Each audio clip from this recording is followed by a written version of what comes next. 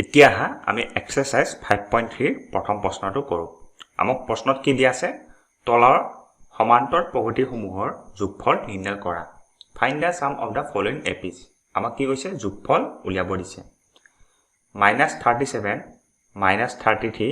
-29 ... মন কৰিবা ইয়াতে অন্তিম পদ বা শেষ পদ দিয়া নাই আৰু প্ৰথম পদ কি দিয়া আছে -37 দিয়া আছে এতিয়া অন্তিম পদ বা শেষ পদ দিয়া নাথাকিলে আমি কোনটো সূত্ৰ ব্যৱহাৰ কৰিম Sn equal to n/2 whole 2a plus n-1 whole d এইটো সূত্ৰ আমি ব্যৱহাৰ কৰিম এতিয়া মন কৰা আমাক প্ৰথম পদ কি দিয়া আছে প্ৰথম পদ এৰ মান -37 দিয়া আছে আৰু আমাক সাধাৰণ অন্তৰ লাগিব ডিৰ মান কি পাম আমি দ্বিতীয় পদ মানে -33 বিয়োগ প্ৰথম পদ মানে -37 কৰিলে আমি কি পাম -33 প্লাস 37 পাম 37 -33 কৰিলে আমি কি পাম সাধাৰণ অন্তৰ বা কমন ডিফাৰেন্স 4 পাম আৰু আমাক কৈছে যে 12টা পদলৈ মানে n ৰ মান কি হ'ব 12 হ'ব n ৰ মান কি হ'ব 12 হ'ব যেহেতু আমাক 12টা পদলৈ যোগফল উলিয়াব দিছে এতিয়া আমি যোগফল উলিয়াম মন কৰা Sn equal to n/2 whole 2a plus n-1 d আমি সূত্ৰত বহাই দিম যোগফল আমাক কি দিয়া আছে দিয়া নাই আমাক উলিয়াব দিছে মানে Sn বা n ৰ জায়গাত আমি 12 লিখিম যেহেতু আমাক 12টা পদলৈ উলিয়াব দিছে n ৰ জায়গাত আমি এতিয়া 12 লিখিম 12/2 whole 2 into a আমি কি পাইছো প্ৰথম পদ -37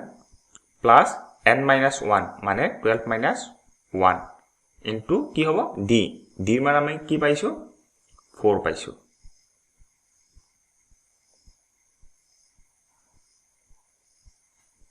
এতিয়া 12 ক 2 ৰে হৰণ কৰিলে কি হ'ব 6 হ'ব 2 into -37 কি হ'ব কৰিছোৱাচোন 2 into -37 কৰিলে -74 হ'ব আৰু 12 - 1 কৰিলে 11 হ'ব 11 into 4 এতিয়া 6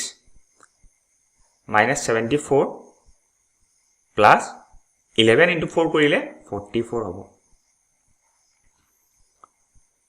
6 এতিয়া মন কৰা -74 plus 44 কৰিলে কি হ'ব ডাঙৰ সংখ্যাৰ আগত মাইনাস সাইন আছে -30 হ'ব এতিয়া 6 into -30 কৰিম 6 into -30 কৰিলে কি হ'ব -180 হ'ব মানে যোগফল কি হ'ব -180 হ'ব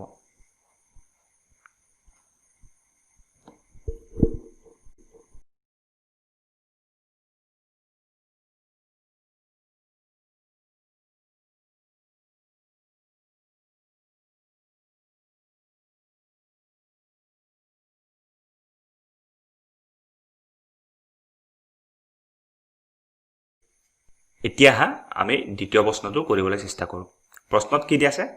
তলৰ সমান্তৰ প্ৰগতিসমূহৰ যোগফল নিৰ্ণয় কৰা আৰু আমাক প্ৰশ্নত কি দিয়া আছে 1/15 1/12 1/10 ... 11টা পদলৈ মানে 11 টাৰ্মলৈ আমাক যোগফল উলিয়াব দিছে মন কৰা ইয়াতেও আমাক অন্তিম পদ বা শেষ পদ দিয়া নাই এতিয়া প্ৰথম পদ কি আছে চাবা প্ৰথম পদ 1/15 আছে সাধাৰণ অন্তৰ বা কমন ডিফাৰেন্স আমি কি পাম d equal to দ্বিতীয় পদ a2 minus a1 মানে a2 কি আছে 1/12 আছে আৰু a1 1/15 আছে আমি হৰণ কৰিম 15 into 1 আৰু 12 into 1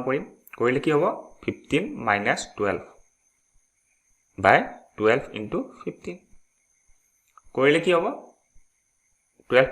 15 minus 12 কৰিলে 3/12 into 5 15 কৰিলে 3/12 into 15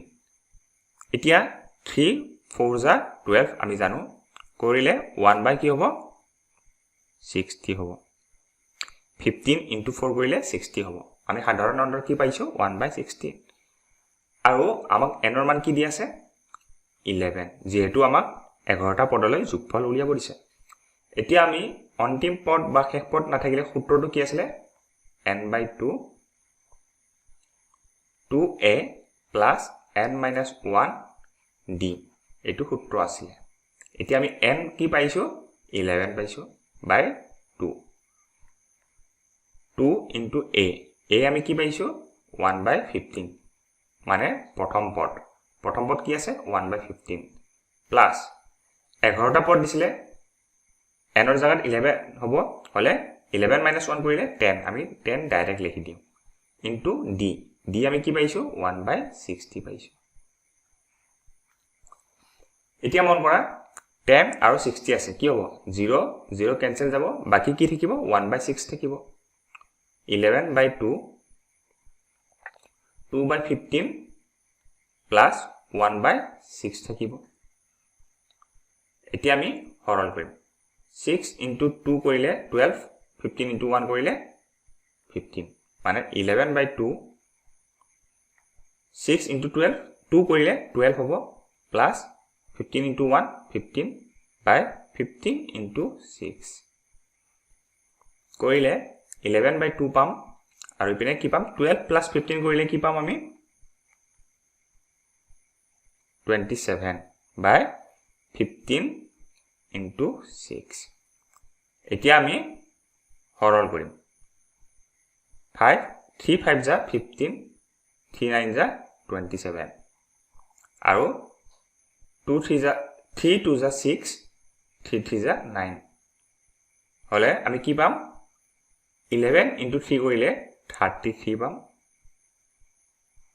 আৰু 5 2 যা 10 10 2 যা কি হ'ব 10 2 যা 20 হ'ব এটো আমাৰ কি হ'ব যোগফল হ'ব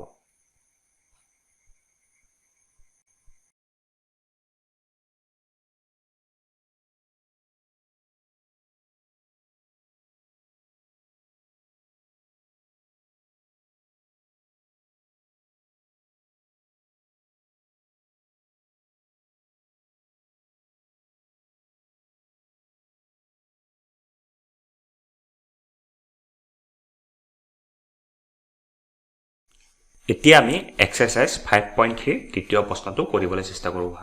তলৰ সমান্তৰ প্ৰগতিৰ সমূহৰ যোগফল নিৰ্ণয় কৰা আমাক প্ৰশ্ন কি দি আছে প্ৰথম পদ 0.6 দিয়া আছে দ্বিতীয় পদ 1.7 দিয়া আছে তৃতীয় পদ 2.8 দিয়া আছে ডট ডট ডট আমাক অন্তিম বা শেষ পদ দিয়া নাই 200 টাৰ্মছ মানে 100টা পদলৈ আমাক যোগফল উলিয়াব দিছে এতিয়া প্ৰথম পদ কি দিয়া আছে a = 0.6 দিয়া আছে আৰু সাধাৰণ অন্তৰ কি হ'ব দ্বিতীয় পদ মানে 1.7 minus 0.6 আমি যদি বিয়োগ কৰো কি হ'ব 1.7 minus 0.6 কৰিলে আমি কি পাম 1.1 পাম সাধাৰণ অন্তৰ আমি 1.1 পাম আৰু n আমাক কি দিয়া আছে 100 দিয়া আছে এতিয়া আমি যোগফল উলিয়াব লাগিব আৰু যদি আমাক অন্তিম বা শেষ পদ দিয়া নাথাকে যোগফল কি হ'ব sn = n by 2 whole 2a plus n minus 1 whole d এটো আমাৰ যোগফলৰ সূত্ৰ হ'ব এতিয়া আমাক 100টা পদলৈ যোগফল উলিয়াব দিছে তেতিয়া s100 = 100 by 2 2 into কি হ'ব a মানে প্ৰথম পদ 0.6 plus n minus 1 মানে 100 minus 1 কি হ'ব 99 into d আমি কি পাইছো 1.1 পাইছো এতিয়া আমি 2 into 0.6 কৰিম আৰু 99 into 1.1 কৰি চাম 0.6 into 2 কৰিলে কি হ'ব 6 2 যা 12 dot 1.2 হ'ব আৰু 99 into 1.1 কৰিলে কি হ'ব 99 into 1.1 কৰিলে 108.9 হ'ব 100 by 2 2 into 0.6 কৰিলে কি হ'ব 1.2 প্লাছ 99 into 1.1 কৰিলে 108.9 হ'ব এতিয়া যোগফল কি হ'ব s 100 equal to 100 by 2 এতিয়া 108.9 কৰিলে আৰু 1.2 যোগফল কৰিলে কি হ'ব 9 plus 2 11 8 9 10 0 1 1 1 110.1 এতিয়া 100 into 110.1 কৰিলে কি হ'ব 11010 হ'ব তোমালোকে কৰি চাব পাৰা by 2 এতিয়া আমি হৰণ কৰি চাম 11010 আমি 2 ৰে ডিভাইড কৰিলে কি হ'ব 2 5 যা 10 1 0 2 5 যা 10 1 0 1 0 5 10 এটো হ'ব মানে 11010 যদি আমি 2 ৰে হৰণ কৰো কি পাম 5 5 0 5 এটো আমাৰ কি হ'ব যোগফল হ'ব কিহৰ যোগফল প্ৰথম এখটা পদৰ যোগফল কি হ'ব 5 5 0 5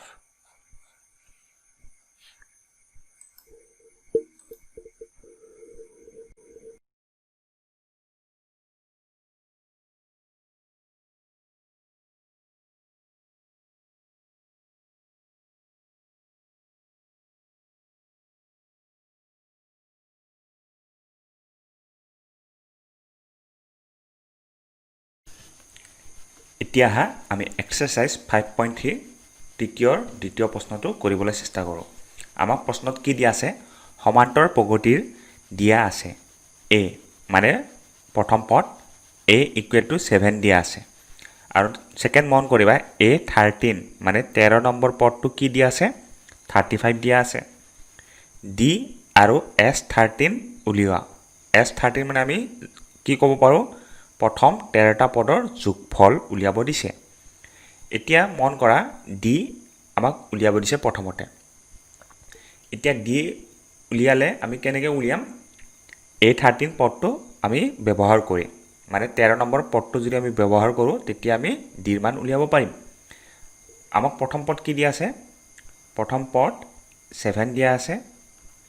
13 নম্বৰ পদ মানে a13 কি দিয়া আছে 35 এতিয়া আমি d মান উলিয়াবলৈ চেষ্টা কৰিম মানে সাধাৰণ অন্তৰ 13 নম্বৰ পদৰ সূত্ৰটো আমি কেনেকৈ লিখিব পাৰো a13 equal to a মানে প্ৰথম পদ প্লাস a13 13 নম্বৰ পদ থাকিলে আমি কি লিখিম ইয়াতে 12 মানে 12 দি লিখিম থাকিলে আমাক প্ৰশ্নত a13 ৰ মান দিয়া আছে a13 কি দিয়া আছে 35 দিয়া আছে a মানে প্ৰথম পদ কি দিয়া আছে 7 প্লাস 12 d হলে আমি 35 minus 7 equal to 12 দিল লিখিব পাৰো লিখিলে 35 minus 7 কৰিলে কি হ'ব 28 হ'ব equal to 12 d হলে আমি d ৰ মান কি লিখিম d equal to 28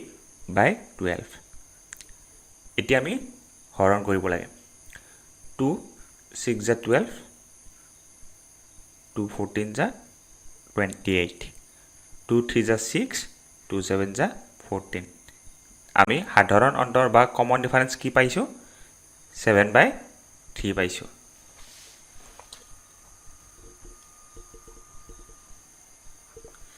এতিয়া আমি সাধাৰণ অন্তৰ মানে d ৰ মান কি পালো